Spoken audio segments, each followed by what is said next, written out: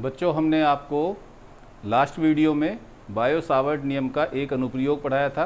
किसी धारावाही लूप अथवा धारावाही कुंडली के कारण उसके केंद्र पर उत्पन्न चुंबकीय क्षेत्र की तीव्रता। आज हम उससे आगे डिस्कस करेंगे। एक ये भी बहुत इम्पोर्टेंट है कंसेप्ट, हालांकि एनसीईआरटी में अब ये एम्पियर के सर्किटल लॉ से, एम्पियर के परिपथीय नियम से करना होता है, लेकिन बायो सावर्ट के नियम से हम आपको इसलिए करा रहे हैं क्योंकि इसके आधार पर आप न्यूमेरिकल्स करेंगे और न्यूमेरिकल्स में आपको ये फार्मूला अप्लाई करना है। तो मैं आपको एक न्यूमेरिकल भी इस पर आधारित एक करके दिखाऊंगा। देखिए बच्चों, टॉपिक है हमारा, आप देखेंगे बहुत बार एग्जाम में आया हुआ है, किसी सीधे परिमित मीन्स अर्थात निश्चित लंबाई परिमित धारावाही चालक के कारण उत्पन्न चुंबकीय क्षेत्र की तीव्रता, या चुंबकीय क्षेत्र भी कह सकते हैं, magnetic field due to a straight current carrying conductor. Clear?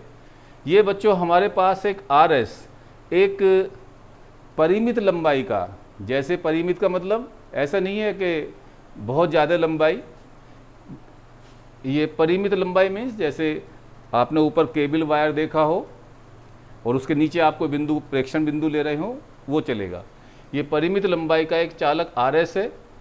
इसके मध्य बिंदु से D दूरी पर स्थित कोई बिंदु P है। इस बिंदु P पर हमें इस धारावाही चालक, इसमें धारा बच्चों प्रवाहित हो रही है I, इस धारावाही चालक के कारण उत्पन्न चुंबकीय क्षेत्र की तीव्रता का मान ज्ञात करना है। क्या लगाकर? बायो सावर्ट का नियम लगाकर। तो ये फिगर बनाइए बहुत तेजी से, राइट, लिख लीजिए। माना RS एक परिमित लंबाई का चालक है जिसमें R से S की ओर I धारा प्रवाहित हो रही है। इसके मध्य बिंदु से D दूरी पर स्थित कोई बिंदु P है जिस पर इस धारावाही चालक के कारण उत्पन्न चुंबकीय क्षेत्र की तीव्रता का मान ज्ञात करना है। लिख लिया बच्चों आपने ये? चलिए अब आगे चलते हैं। देखिए, बायो सावर्ट का नियम हमें लगाना है तो हमें क्या लेना पड़ेगा? एक सूक्ष्म करंट एलिमेंट लेना पड़ेगा, एक सूक्ष्म धारा अवयव लेना पड़ेगा। तो हमने ये एक सूक्ष्म धारा अवयव लिया, AB बराबर DL, और इसकी हम दिशा भी क्या मानते थे बच्चों? A से B की ओर। परिमाण हो गया इसका DL। क्लियर? तो नेक्स्ट लाइन से आप लिखेंगे, अब बिंदु P पर धारावाही चालक के, अब बिंदु P पर धारावाही चालक के सूक्ष्म अवयव AB बराबर DL, क्या लिखेंगे? AB बराबर DL के कारण बिंदु P पर उत्पन्न चुंबकीय क्षेत्र की तीव्रता। तो बच्चों वो हमारे पास फार्मूला है बायो सावर्ट के नियम से, बायो सावर्ट के नियम से, या बायो सेवर्ट भी लिख सकते हैं, बायो सावर्ट के नियम से। तो देखिए बच्चों, ये हमने आपको कल बताया था, dB बराबर म्यू नोट अपॉन 4 पाई IDL sine theta upon R square. अब हमारे साथ दिक्कत क्या है? इक्वेशन नंबर 1, हमारे साथ प्रॉब्लम यह है बच्चों कि हमें इस बिंदु पर ये कोण पता है। हमें ये पता है कि ये AO पार्ट कितना एंगल बनाता है इस पर, फाई। ये सूक्ष्म पार्ट AB कितना कोण बनाता है, D फाई। और ये OR पार्ट चालक का, ये φ1 कोण बनाता है, और OS ये φ2 कोण बनाता है। क्लियर? तो अब हमने क्या किया, इस BP पर A से N एक लंब डाला। अच्छा, ये थीटा है तो बच्चों अप्रोक्सीमेटली ये भी थीटा होगा। क्यों? क्योंकि AB बराबर DL एक सूक्ष्म अवयव है, तो कोण में कोई ज़्यादा अंतर नहीं आएगा। ठीक है? अब नेक्स्ट लाइन से लिखेंगे, अब BP पर एक AN लंब डालते हैं, तब त्रिभुज ए बी एन में, तब त्रिभुज ए बी एन में देखो बच्चों क्या आया, साइन थीटा बराबर क्या होता है, P upon H, perpendicular upon hypotenuse, लंब बटे कर्ण। लंब तो हो गया बच्चों ए एन, और कर्ण क्या हुआ, कर्ण हो गया ए बी।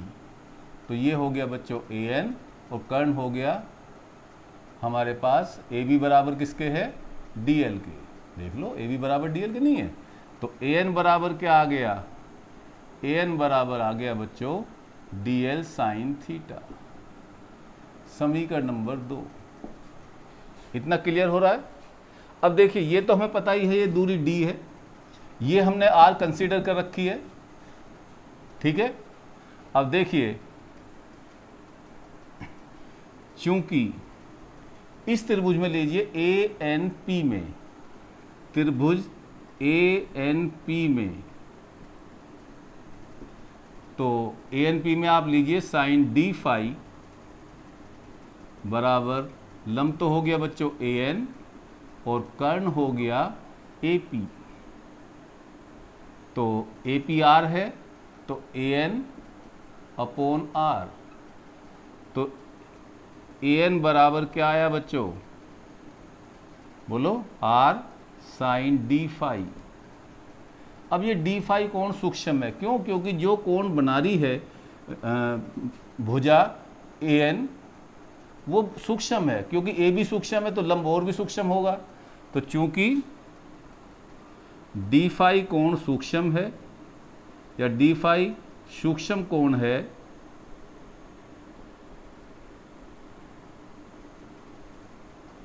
इसलिए हम साइन डी फाई को क्या लिख सकते हैं बच्चों, जब सूक्ष्म कोण होता है तो इसको हम लिख सकते हैं अप्रोक्सीमेटली डी फाई, ठीक है।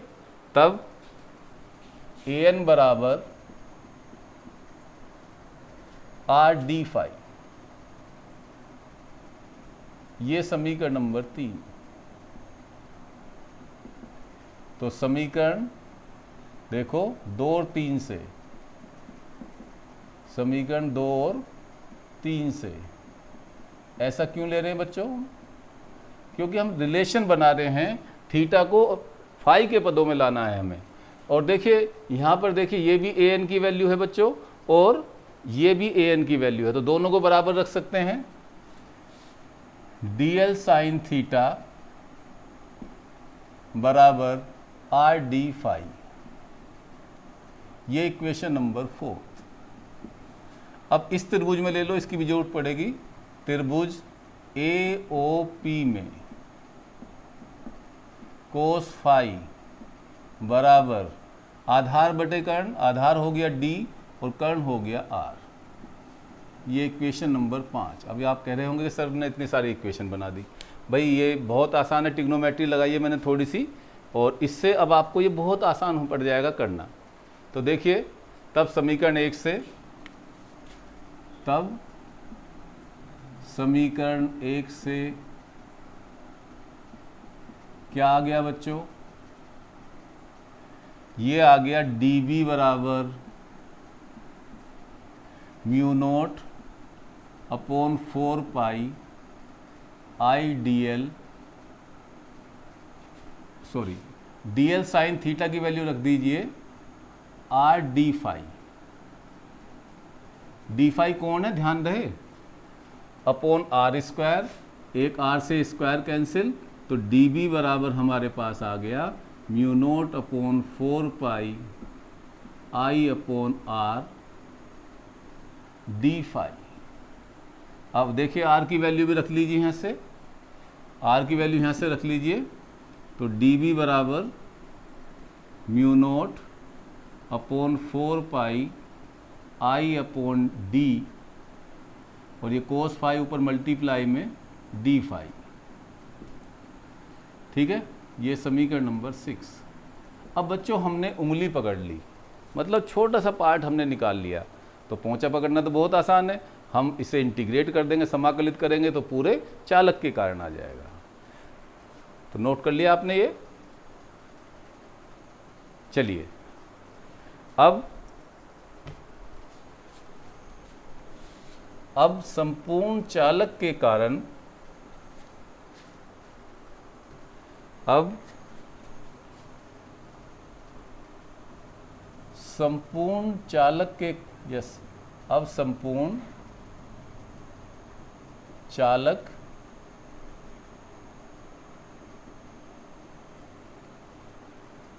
RS के कारण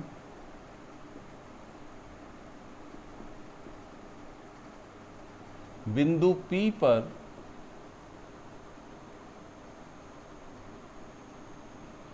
उत्पन्न चुंबकीय क्षेत्र की तीव्रता।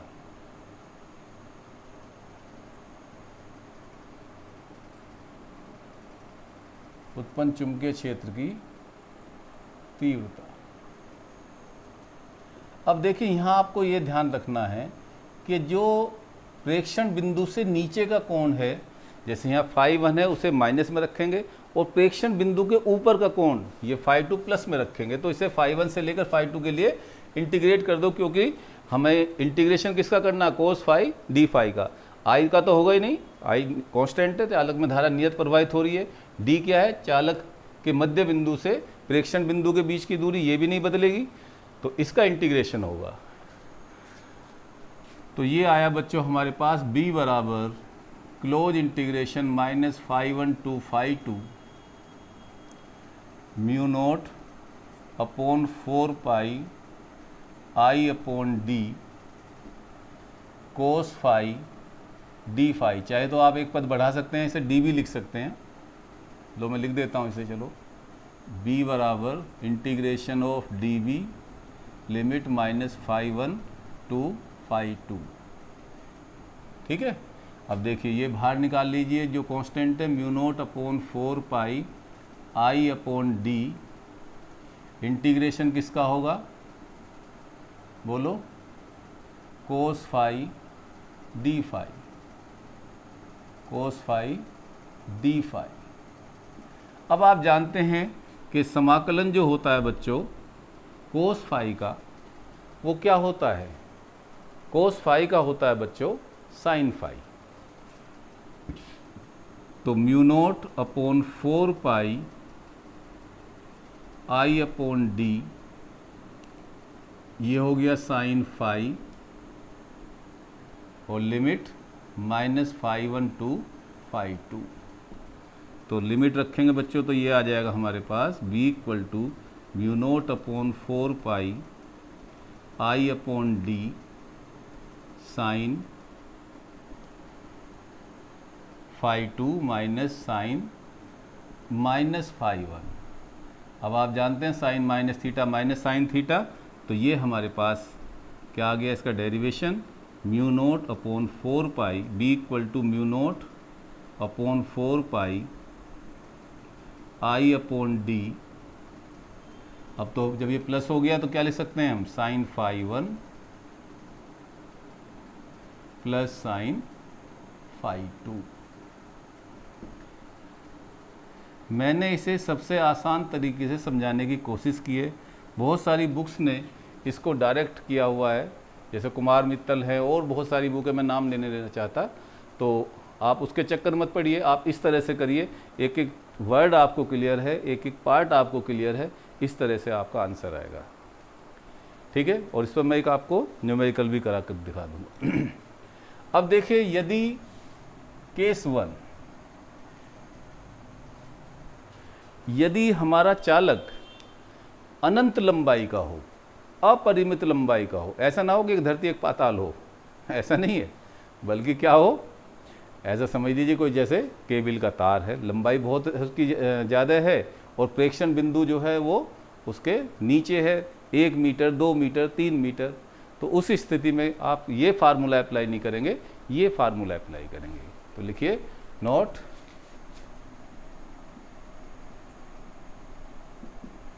यदि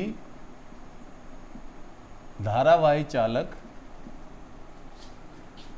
यदि धारावाही चालक अपरिमित इनफाइनाइट लेंथ, अपरिमित लंबाई का हो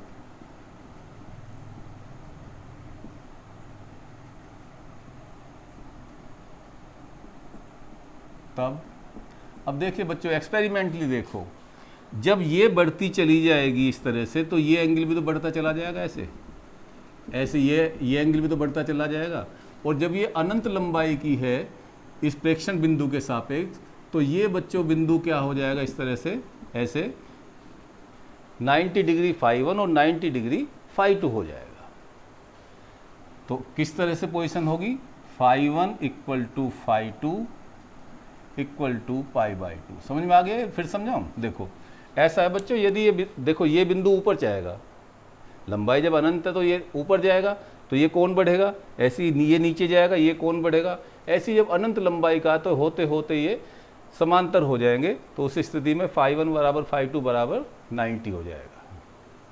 तब b बराबर, ये ज़्यादातर हम यूज करते हैं, μ0/4π I/d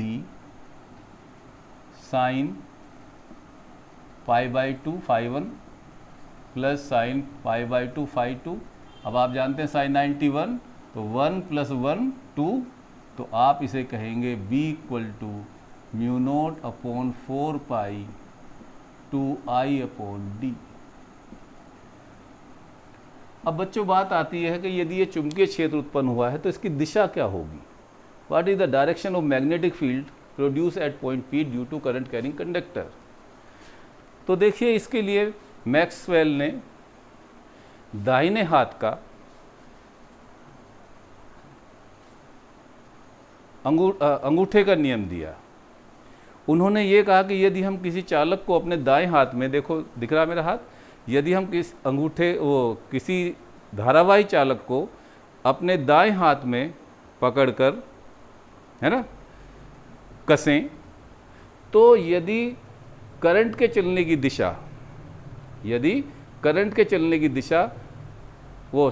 अंगूठे के चलने की दिशा करंट के चलने की दिशा हो, अर्थात चालक में बहने वाली धारा की दिशा हो, तो अंगुलियों के मुड़ने की दिशा चुंबकीय क्षेत्र की दिशा को प्रदर्शित करेगी। अब जैसे देखो मैं आपको बता देता हूँ, ये चालक है, इसमें ऐसे धारा बह रही है, तो आप इसे कैसे पकड़ोगे, ऐसे पकड़ोगे, तो इसमें चुंबकीय क्षेत्र जो आएगा वो कैसे आएगा, बोलो, कागज के तल के लंबवत ऊपर की ओर, ऐसे, जैसे मैं आपकी फिंगर दिखा रहा हूँ ऐसे। और यदि धारा उल्टी है ऐसे, तो वो नीचे की तरफ। तो लिख लीजिए मैक्सवेल के दाएं हाथ का पेच नियम। मैक्सवेल के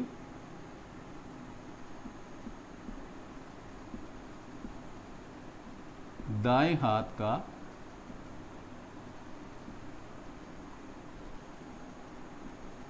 पेच नियम। Maxwell right handed screw rule, ये आपने 10th में ही पढ़ा होगा। मैक्सवेल्स राइट हैंडेड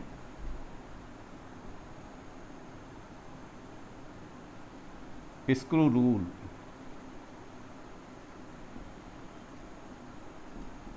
तो यदि हम किसी धारावाही चालक को दाएं हाथ में लेकर पेच के अनुसार कसें, तो यदि अंगूठे के चलने की दिशा चालक में बहने वाली धारा की दिशा को प्रदर्शित करे, तो अंगुलियों के मुड़ने की दिशा, कर्ल ऑफ फिंगर, चालक के कारण उत्पन्न चुंबकीय क्षेत्र की दिशा को प्रदर्शित करेगी।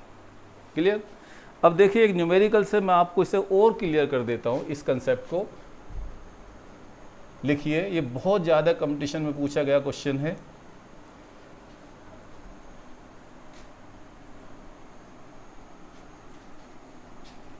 लिखिए ए वर्ग स्मॉल ए वर्ग, ए भुजा वाले वर्ग में I धारा प्रवाहित हो रही है। वर्ग के केंद्र पर उत्पन्न चुंबकीय क्षेत्र का मान ज्ञात कीजिए। इस तरह से बच्चों I धारा प्रवाहित हो रही है, वर्ग है। फिर से मैं बोल देता हूं, एक वर्ग की भुजा ए तथा उसमें I धारा प्रवाहित हो रही है, वर्ग के केंद्र पर उत्पन्न चुंबकीय क्षेत्र की तीव्रता का मान ज्ञात कीजिए। अब देखिए बच्चों, यहाँ वर्ग का केंद्र कहाँ होता है? जहाँ पर डायगोनल एक दूसरे को इंटरसेक्ट करते हैं, विकर्ण एक दूसरे को काटते हैं। ये आपका विकर्ण O हो गया, वो बिंदु O हो गया जहाँ पर विकर्णों ने एक दूसरे को प्रतिच्छेद किया। ये A, ये B, ये C, ये D।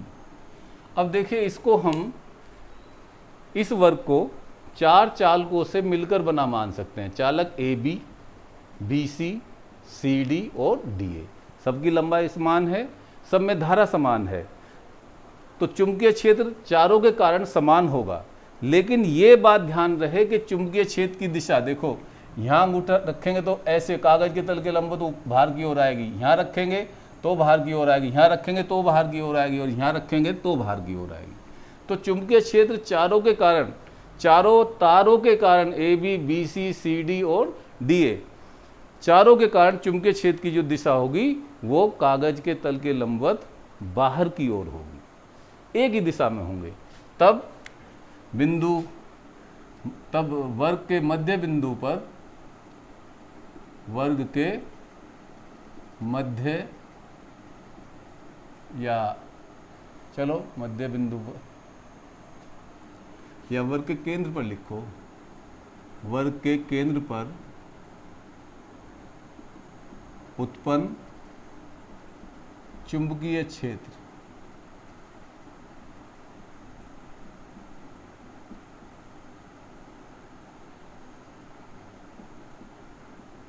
तो वो क्या आ गया बच्चों? B बराबर, मान लो इसके कारण B1 एक ही दिशा में तो जुड़ जाएगा, B1 plus B2 plus B3 plus B4।